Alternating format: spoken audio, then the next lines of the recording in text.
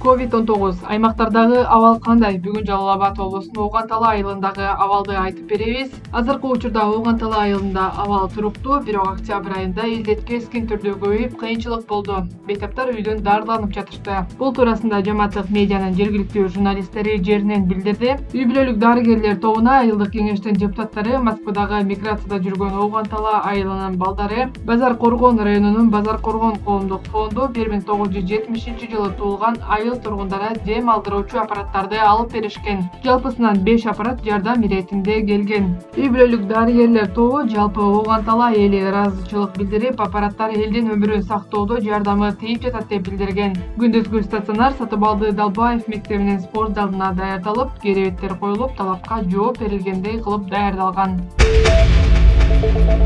АКШ элчилиги колдогон долбоор жаштарга IT адистигин акысыз окутат. Креативдүү кесиптер академиясы долбоору Кыргызстандын Талас, Ош, Жалал Абад, Нарын жана Чүй облустарындагы 300 жумушсуз жана майып жаштарды онлайн ыкмада акысыз окутат. Бул креативдүү кесиптер академиясы деп аталган билим берүү долбоорунун ишмердигин АКШнын Кыргызстандагы элчилиги менен биргеликте Funds and People коомдук фонду колдоого алууда. Долбоорго катышуучулар үчүн 3 айлык виртуалдык курстар өткөрүлөт жана аларда графикалык дизайн, сценариптик маркетинг жана видео боюнча сабактар уюштурулат. Курстардын аягында бүтүрүүчүлөргө сертификат тапшырылат. Таланттуу 15 катышуучу 2021 жылдын август айындагы бул жаратмандык кесиптер жаатындагы долбоордун жыйынтыктоочу кечесинде өздөрүнүн чыгармачыл иштеринин натыйжасын көрсөтүшөт.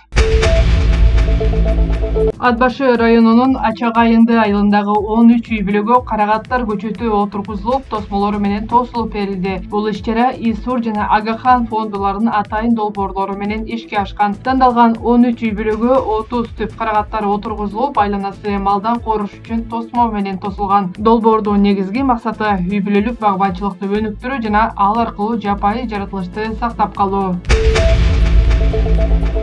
Кыргызстанда мөөнөтүнөн мурда президенттик шайлоого талапкерлерди көрсөтүү мөөнөтү аяктады. Бул тууралуу 25 ноябрда Борбордук шайлоо комиссиясы кабарлап, 47 адамдын тизмесин жарыялады. Жалпысынан 65 адамдан арыз түшкөн, алардын бирөө партиядан, калгандары өзүн өзү көрсөткөндөр. 30-у коммерциялык эмес уюмдарда эмгектенсе, 24-ü убактылуу жумушсуздар, 5-өө мамлекеттик органдарда иштегендер, 3-өө жогорку кеңештин депутаты, 3-өө пенсионер болчу. Талапкер болууну каалаган 9 адамдын мамлекеттик тилди тийиштүү деңгээлде билгени тууралуу сертификаты жок болгондугуна жана 3 адамдын соттуулугу жоюла электигине байланыштуу 19 ноябрда Боршайком 12 адамдын документтерин кайра кайтарып берген. Мындан тышкары 6 адам шайлоого катышуудан өз каалоосу менен баш тартты. Ошентип бүгүнкү күнгө карата талапкер болуп катталууну каалагандардын саны 47 адамды түзүүдө. Аларга эми банк мекемелеринин эсеп ачып, элден кол топтоп, шайлоо көрөсүн төгүп, жетишпеген документтерин толуктоого 6 декабрга чейин убакыт берилет. Андан соң Боршайком документтердин мыйзамга шайкеш келишин текшерүү этабын жүргүзүп, 14 декабрда кошкондо каттоо мөөнөтүн аяктайт. Жана 15 декабрдан тартып шайлоо алдындагы үгүт башталат. Мөөнөтүнөн мурда президенттик шайлоо 10 январга белгиленген.